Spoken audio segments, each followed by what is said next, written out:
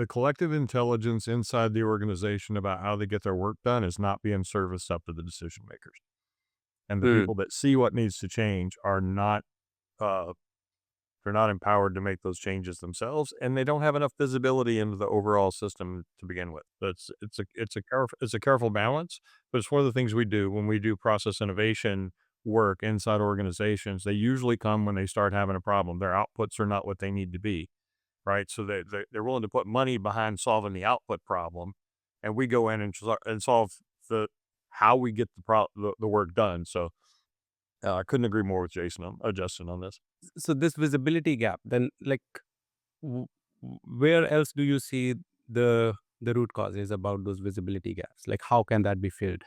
Well, there's the part of the root cause is it's the culture, right?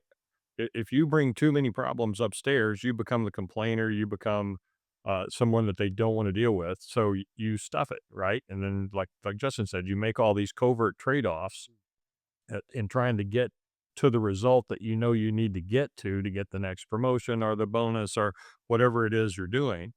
And so that information will not filter up. And the only way to do that is to have a culture that actually has a methodology, not just for decision making at the executives, but for how we communicate, how we analyze where the issues are. And there's got to be some care at the top for how things get done, not just what the output is. True. But Justin's narrative is very critical, like burnout. Burnout is a big deal. Nobody is talking about it in especially in the leadership side. I mean, all they care about numbers, profit and loss statements and all those things.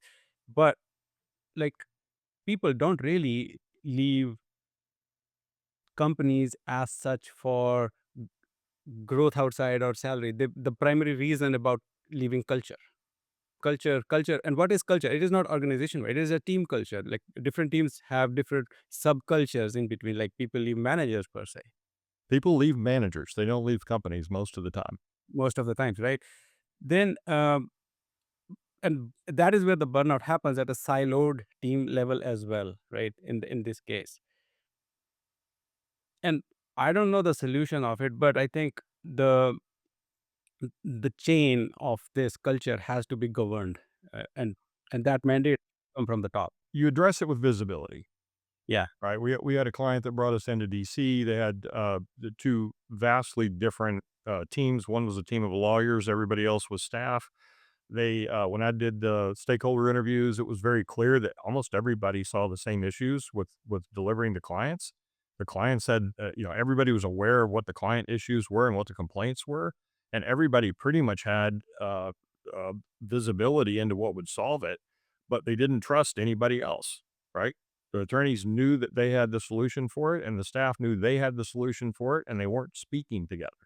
So we did a collective intelligence exercise for about 4 hours with half the organization. We picked up the key nodes in the network at every level in every department. So the key people that had the most influence, we took them off site for half a day, and within an hour and a half, they all saw by mixing it up and having conversations and actually seeing the results, they actually said, "Oh, wait, you think the same thing. Oh, you agree. Oh, we agree." And then nobody got credit for it because it was a group activity.